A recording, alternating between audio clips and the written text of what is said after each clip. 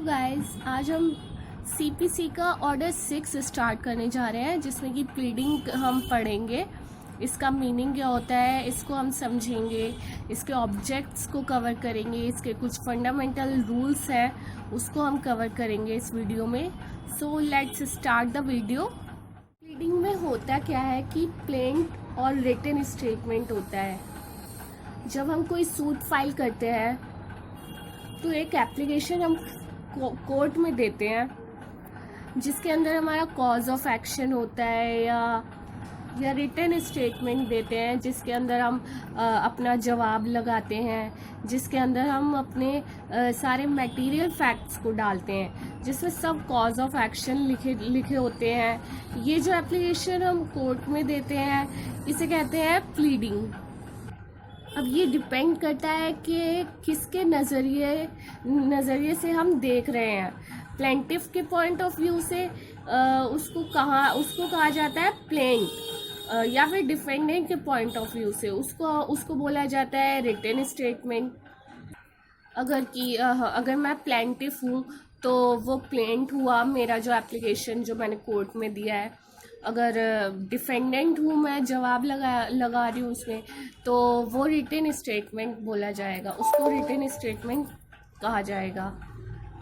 Okay, तो अब हम इसके ऑब्जेक्ट्स को देखते हैं। ऑब्जेक्ट्स ऑफ प्लीडिंग क्या है, ये इसके मेन ऑब्जेक्ट्स क्या है। फर्स्ट इसका है, हम ऑब्जेक्ट इसका ये है कि सपोज आपके अगेंस्ट मैं कोई सूट फाइल करती हूँ, आपको ये कहा जाता है कि 30 दिन के अंदर आप अपना रिटन स्टेटमेंट फाइल कीजिए, मतलब जवाब लगाइए इसमें। अब आप क्या जवाब लगाएंगे जब आपको पता ही नहीं है कि मैंने आप पर क्या सूट फाइल किया है, क्या क्या इल्ज़ाम लगाए हैं। तो ये एक पर्पस होता है प्लीडिंग का कि जिसके अगेंस्ट सूट फाइल किया जा रहा है, या आपने अगर कोई रिटन स्टेटमेंट लगाया है, प्लेंटिफ और डिफेंडेंट को पता चल सके कि दोनों क्या बोल रहे हैं, हमने क्या क्या बातें उसके अंदर लिखी हैं, तभी तो आप अपने डिफेंस को प्रिपेयर कर पाएंगे। तो ये इसका एक पर्पज़ है। सॉरी, ऑब्जेक्ट हम जो देख रहे हैं ये इसका एक ऑब्जेक्ट है। सेकेंडली, सपोज आपके और मेरे बीच डिस्प्यूट चल रहा है कोर्ट में, ओरली आर्ग्यूमेंट चल रहा है और वो ख़त्म होने का नाम ही नहीं ले रहा है, कन्फ्लिक्ट बढ़ता जा रहा है। तो उस एरिया ऑफ कन्फ्लिक्ट को नैरो डाउन करना भी प्लीडिंग का एक ऑब्जेक्ट है। सो आई होप आपको ऑब्जेक्ट्स इसके समझ आ गए होंगे। अब हम इसके फंडामेंटल रूल्स को देख लेते हैं कि fundamental rules of pleading order 6 rule 2 में जो दिए गए हैं। फर्स्ट इसका है कि every pleading must state the facts and not the law.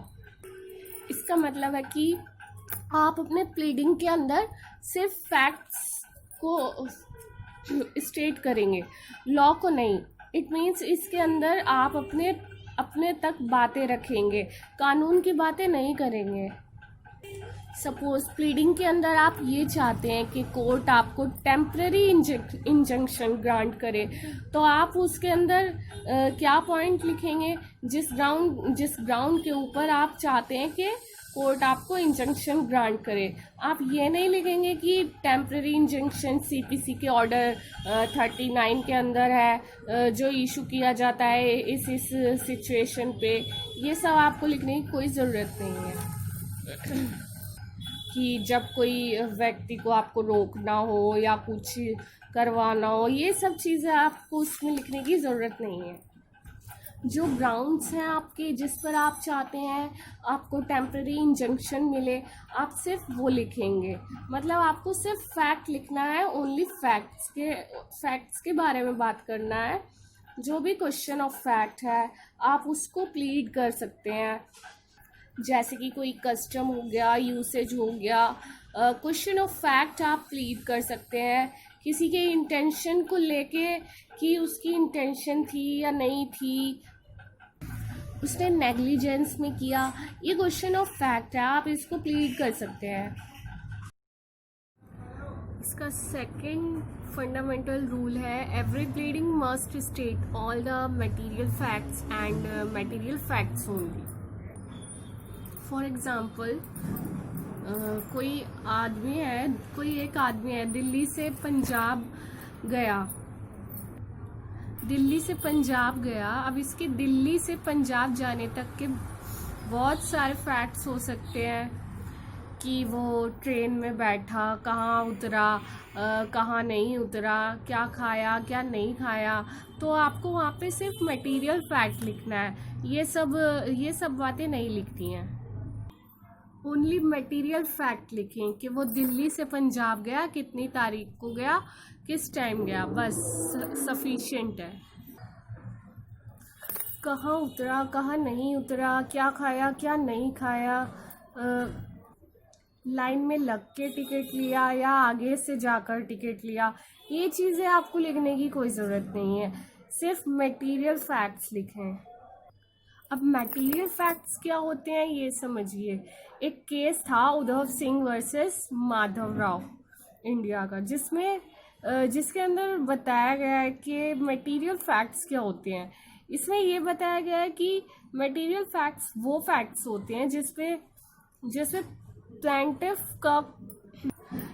Plaintiff का कॉज ऑफ एक्शन डिपेंड करता है या डिफेंडेंट का डिफेंस डिपेंड करता है। पार्टीज की जो बातें जिस पर वो डिपेंड करती है, ये मटेरियल फैक्ट्स होते हैं। सो नेक्स्ट हम इसका देखते हैं फंडामेंटल रूल, जो इसका नेक्स्ट है third. Every pleading must state the facts on which the party pleading release and not the evidence by which they are to be proved। इसका मतलब है कि pleading should not state the evidence। pleading facts को लिखें, pleading में क्या आप facts को लिखें, उन facts को नहीं जो किसी evidence से proof हो, जो किसी evidence से proof हो रहे हो। फैक्ट्स दो टाइप के होते हैं, पहले आप ये समझिए कि फैक्ट्स दो टाइप के होते हैं। पहला होता है कि फैक्टा प्रोबेंडा, सेकंड होता है फैक्टा प्रोबेंशिया। तो आपको अपने प्लीडिंग में सिर्फ फैक्टा प्रोबेंडा लिखना है, फैक्टा प्रोबेंशिया नहीं लिखना। इन दोनों में क्या डिफरेंस है ये एक एग्जाम्पल के थ्रू हम समझ लेते हैं। सपोज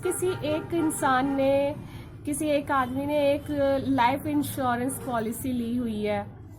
उस लाइफ इंश्योरेंस पॉलिसी के अंदर ये रूल है कि अगर उस इंसान ने आत्महत्या कर लिया तो पॉलिसी से कोई पैसा नहीं मिलेगा उसको।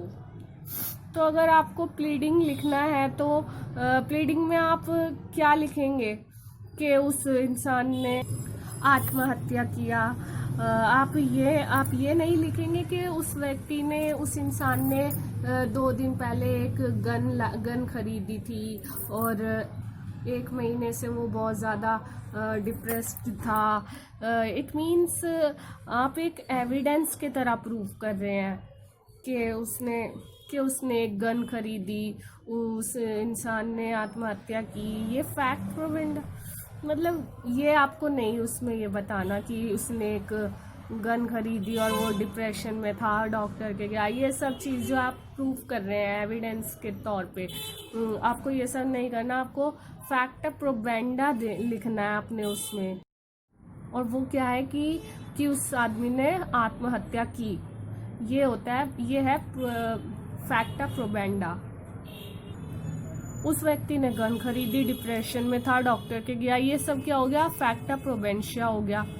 तो आपको सिर्फ फैक्टा प्रोबेंडा लिखना है प्लीडिंग में, फैक्टा प्रोबेंशिया नहीं लिखना। ठीक है, क्लियर है ना। तो ये डिफरेंसेस हैं दोनों के बीच में, फैक्टा प्रोबेंडा एंड फैक्टा प्रोबेंशिया। एक केस था वीरेंद्र नाथ वर्सेस सतपाल सिंह का। उसमें ये दोनों के बीच के डिफरेंसेस की बात की गई है। इसका फोर्थ फंडामेंटल रूल ये कहता है every pleading must state the material facts concisely but with precise and certainty. ये जो प्लीडिंग आप लिखेंगे ये कंसाइज फॉर्म में होनी चाहिए, मतलब इतने लिमिटेड फॉर्म में होनी चाहिए कि आप उसके अंदर अपनी बात भी लिख सकें और उसमें बहुत ज़्यादा खींचातानी ना हो बातों की। फॉर एग्ज़ाम्पल, जैसे कि मैंने आपको पहले भी बताया था कि कोई एक इंसान है, वो दिल्ली से पंजाब गया, इस बीच उसने क्या क्या किया, क्या खाया क्या नहीं खाया, कहाँ उतरा कहाँ नहीं उतरा, ये सब आपको लिखने की ज़रूरत नहीं है। वो बस इतना इनफ है कि वो दिल्ली से पंजाब गया, किस तारीख को गया, किस टाइम गया। अननेसेसरी डिटेल्स लिखने की कोई ज़रूरत नहीं है प्लीडिंग में।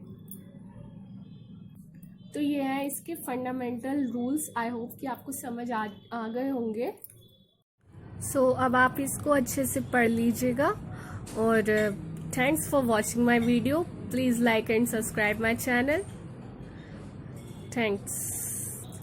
बाकी जो भी आपको पूछना हो आप कमेंट सेक्शन में पूछ सकते हैं। अगर कोई न्यू टॉपिक है, आपको प्रॉब्लम आ रही है, तो आप कमेंट सेक्शन में जाकर मुझे बता सकते हैं।